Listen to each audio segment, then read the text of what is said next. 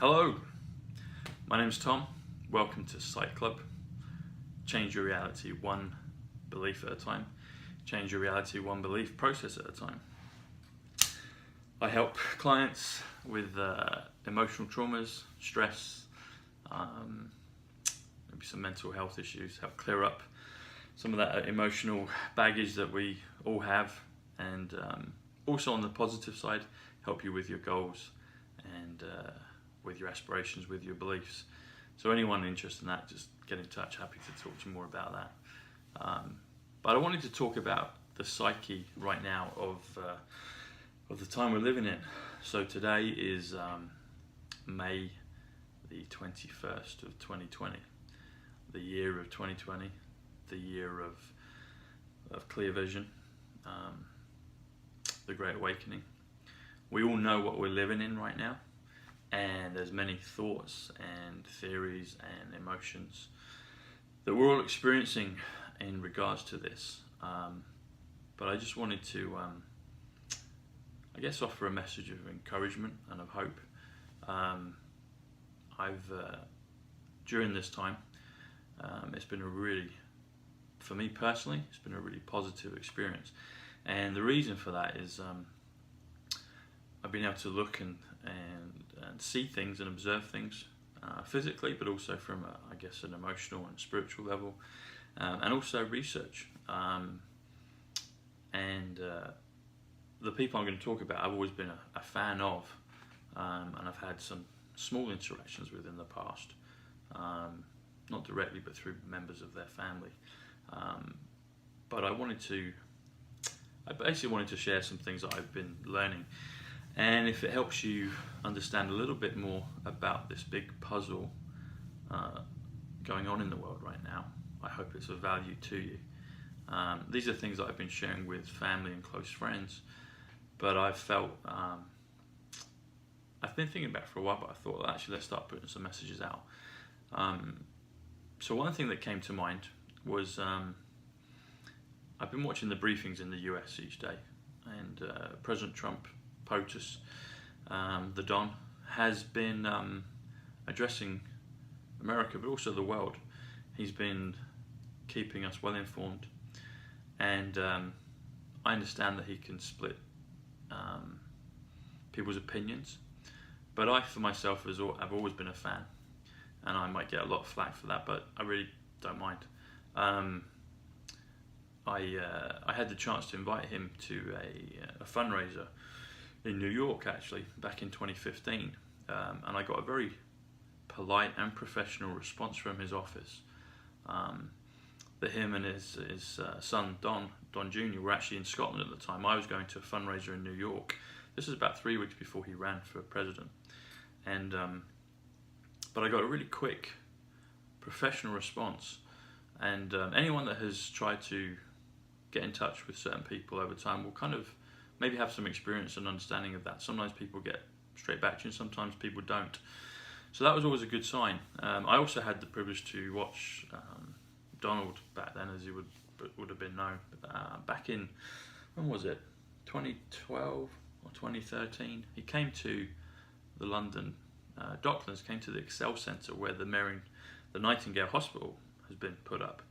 He came and did a speech, came and did a presentation. There were people like Tony Robbins and a few others, but he was the last one to speak.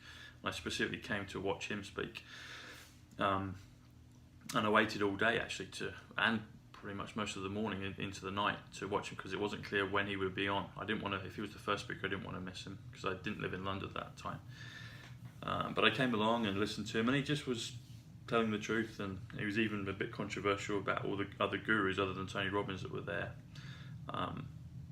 That were kind of just, they weren't really gurus, they were just selling you product, and he just called a spade and said exactly what it was. But going back to the reference of 2015, I got a polite response. He wasn't able to attend because he was actually doing the ribbon cutting of his golf course in Scotland at that time, that week. But I had my fundraiser. It was a football fundraiser, because my background is in soccer, in English football here. But the next day I was in New York, I was in Manhattan, and anyone that knows Manhattan, just on the corner of Central Park, there's the Apple store. like a kind of dome in the middle of the street, just on the plaza on the corner, just down the road or up the road from Trump Tower. And also I think there's another Trump building. I could have got the names of the streets wrong. 27th, I think it was 27th, but literally just in front of me was the corner, bottom southeast corner of Central Park, and just on 5th Avenue, so just down the road, was Trump Tower. And this was about 3 weeks before he announced he was going for president. And I bumped into his daughter, Ivanka. Got a picture with her. I might be able to upload that at some point. And she was very gracious. I only spoke with her for a few seconds. But I said that I'd contacted her father's office and he wasn't able to attend. But I just was very impressed by their amenability to the public and to people. My response, my brief interactions with his office and with her was just really first class.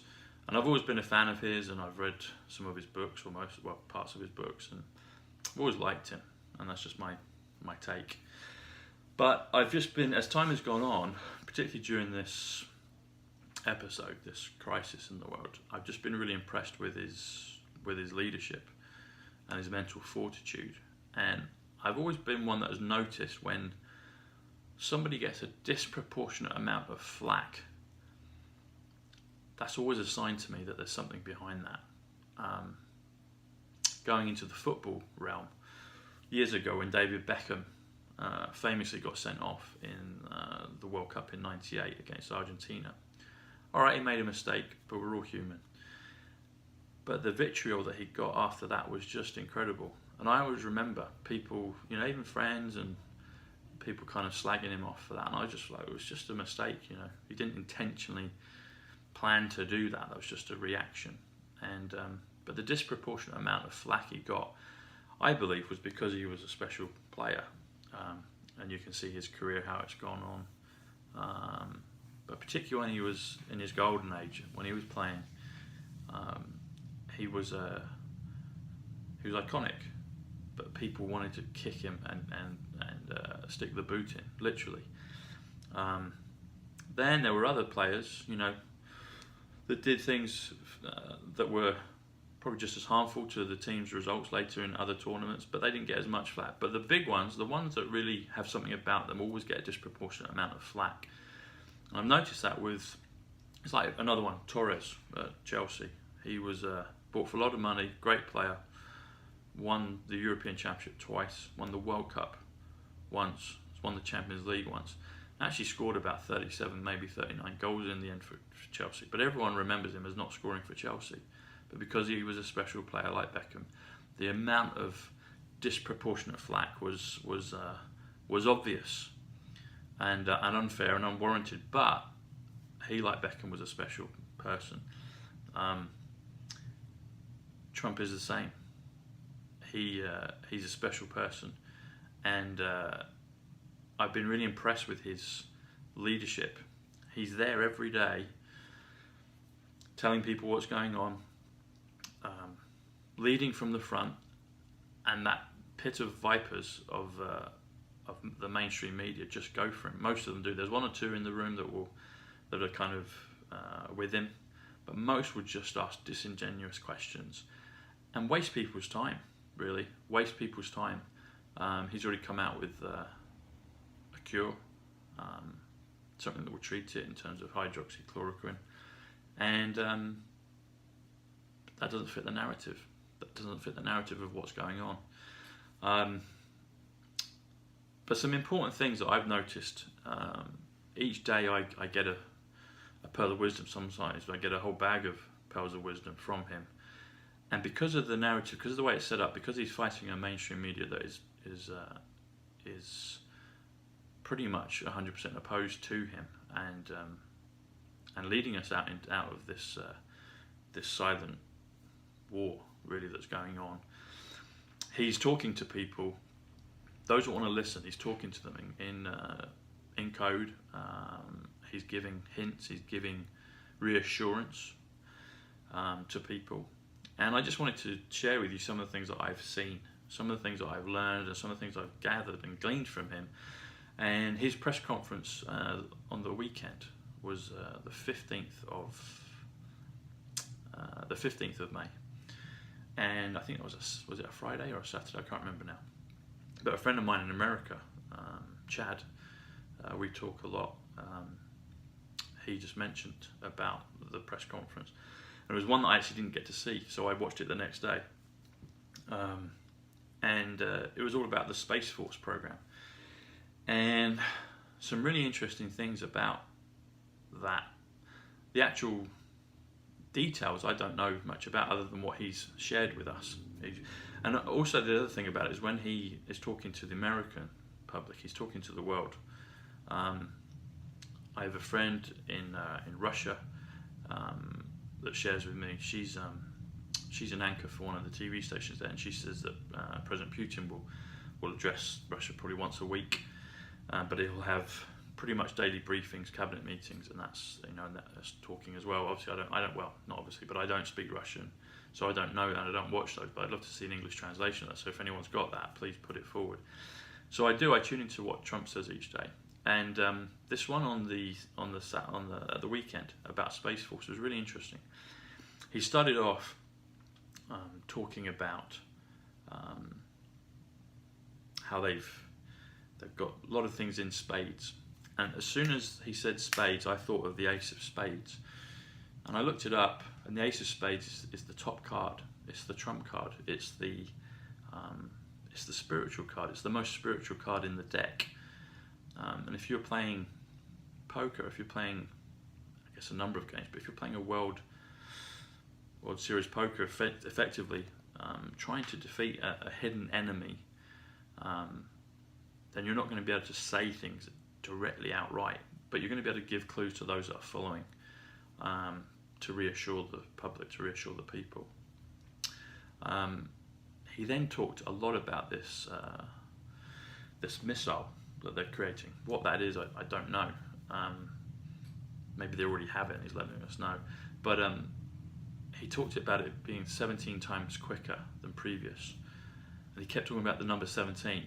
And I've been very aware of 17. And the reason for that is 17 is a powerful number, but it's the 17th letter of the alphabet, which is Q. So hang on. I don't know if I can do that right. So it's the letter Q.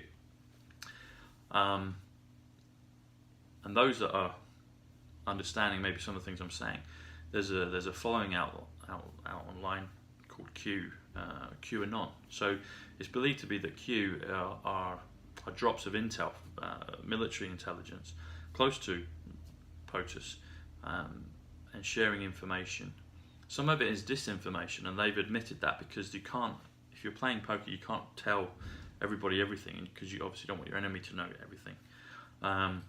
So some of it seems to be riddles, but a lot of it's not, and a lot of it can be deciphered if you've got intent, if you can get past the nonsense, the mainstream media. I don't listen to anything. I naturally haven't done for a long time.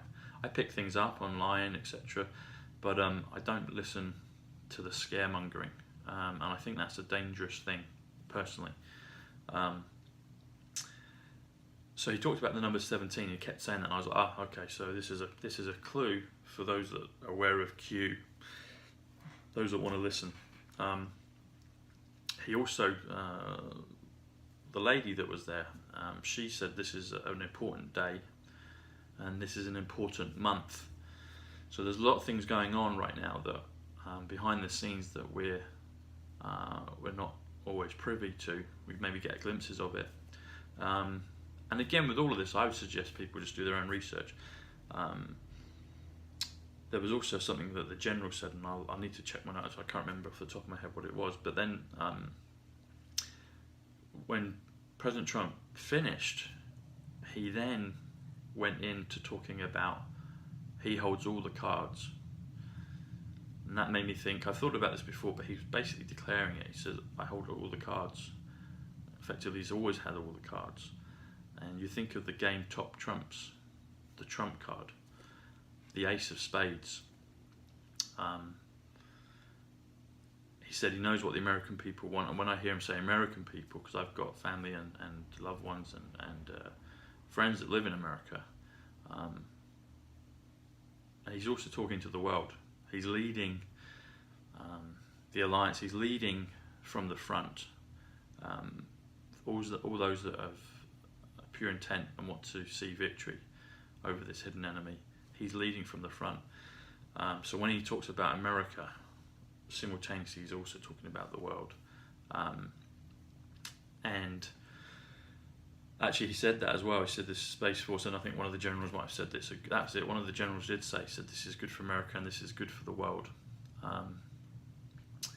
One of the other generals or officers there was talked about the President Trump asked him to explain, because what it was a ceremony to unveil the Space Force flag, and the Space Force flag had this delta sign, very much like the Star Trek symbol, the kind of arrow was pointing upwards, and he said there's the North Star, it's like our true values. But he said and he explained delta.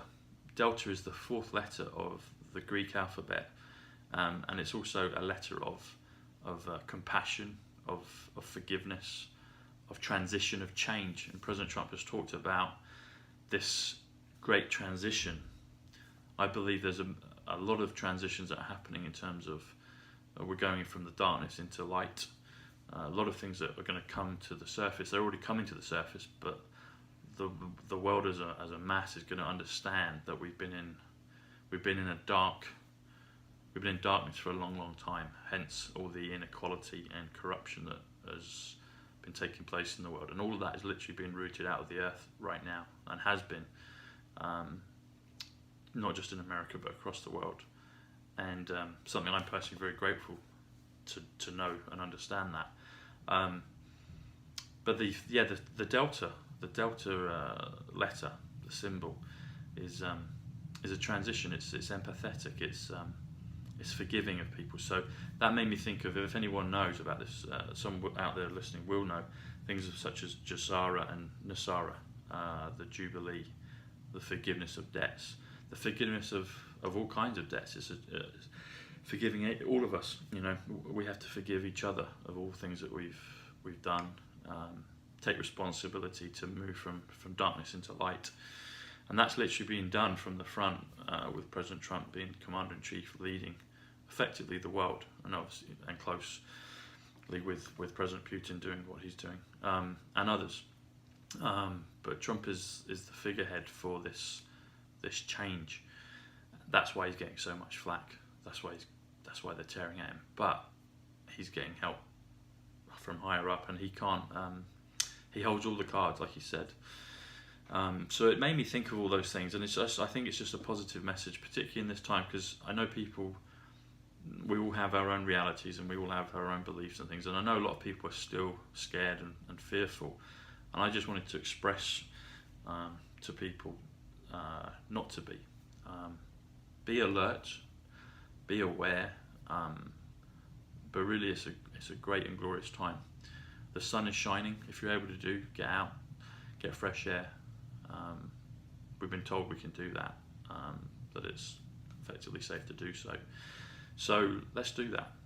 I've been privileged to be able to do that every day since all this has happened, and I've just seen and witnessed many great things. People are changing, people are kind. Humanity is a kind entity, an organism, a kind group of people. There's been a small percentage that are nasty bastards, and that's coming to an end. And I'm personally very grateful for that, and I'm grateful to those that are changing that, in terms of POTUS, other world leaders and the military that are cleaning everything up for us, for the goodness and benefit of humankind. So those that you might know that are feeling stressed, help them. If you're able to share with them wisdom and maybe shine a light on some of these things, it will help them understand and transition into this next energy, this next dimension. I wanted to give a shout out to a few people as well that I've been studying recently. Aaron Doughty, Naira Noura, 3D to 5D consciousness, and recently Sasha Stone as well. He's an activist and is very knowledgeable on all of these things. So yeah, thanks for your study and research and your courage, guys. Thanks to President Trump. thanks to all the other good leaders out there helping this come to pass. But the message is, things are going to be okay, guys. We're going to be good. We've got a great future ahead of us, a really great future. If you look at things about Nasara and Jasara, it talks about wonderful technologies, wonderful Tesla technologies, free energy, anti-gravity. President Trump spoke a couple of days ago when he had his cabinet meeting. One of the ladies is the head of transport, and he just said, see, this is the thing. He's having to feed things out just in kind of common talk and not kind of shout from the rooftops about it. But people that want to listen and hear what he's actually saying, some of the things you actually have to take him at his word. And one of the things he said, you can't believe some of the transport, the technologies that we've got. There's videos out online of can't remember the names of them, but rails that can go kind of like a bit like Elon Musk's hyperlink. Some of that technology already exists. Anti-gravity, all these great things, this is over 6,000 patents from Tesla, Nikola Tesla, not from Elon, but from Nikola Tesla, that has been kept back. All those things are starting to come out. They're going to be released. They're going to be used for the benefit of mankind. I don't think any of us really can fathom how glorious the future is going to be. Why do we dream? Why do we dream about wonderful things? Why do we dream about flying? Why do we dream about alternate realities, happy realities? Why do we dream? Why do we have that capacity? It shows us that we do have that capacity, but we've been spellbound in a nefarious way that has kept us locked into a paradigm of low three-dimensional vibration and reality. That's changing now. Nothing's going to stop what's coming. Whether you are religious and you want to think it the second coming, or the Christ consciousness, the return of Christ consciousness, the age of Aquarius, peace on earth for 1,000 years, millennium, new age, new world. Not New World Order per se, or not the nefarious side of it. Whichever way you want to look at it, the world is changing. Who'd have ever thought, who'd have ever predicted this, what we're in right now, or what we're going through right now? But there's so many great and wonderful things, I believe, to come to pass through all of this. There's going to be a lot of clearing up, a lot of things we're going to have to, a lot of people are going to be stressed and traumatized for the things that we're going through. So if we've got the capacity to help, to do energy work with people, to offer encouragement, to decipher things, share knowledge, point things out to people, and we're all doing it at our own pace. We're all waking up at a different rate. So when people maybe push back against it, that's okay. That's all right. We just have charity and love towards them, and just be there.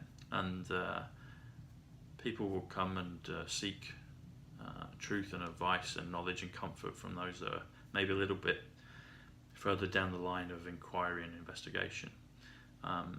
So I just wanted to share those things with you. I'm discovering new things every day, so I'll hope to in the future to share more videos with you. And please feel free to share the comments, like it, share it if it's of interest to you. And if you've got insight, please share those with me. I really just want to know as much truth as possible, and I don't mind where it comes from, and however bitter or sweet the truth is. I just want to know. So if you feel a resonance with me on that, then get in touch. But I'm going to go out now.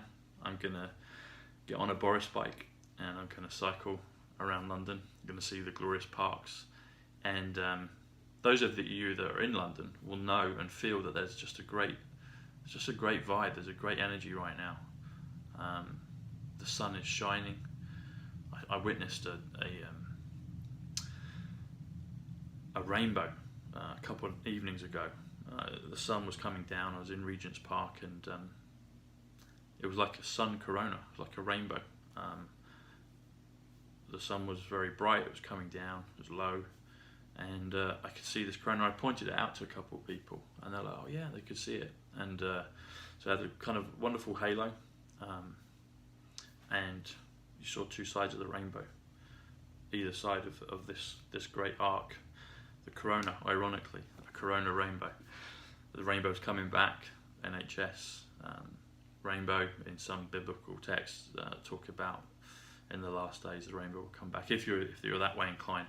I was brought up in a kind of religion when I was younger. I don't really follow that now, but I do try to seek truth wherever I can find it. So if even if the message is not everything you agree with, or the messenger is not, or the format, if there's pieces of truth, grab onto them. We've all got truth, and we can all share it with each other. Thanks for listening, everyone. Have a fantastic day. The future is really, I think, fantastic for every single one of us here on planet Earth, and I'm so excited to be here with the changes that are taking place, and maybe we'll get to meet in person sometime. Thanks for listening. Cheers, guys. Speak soon. Bye.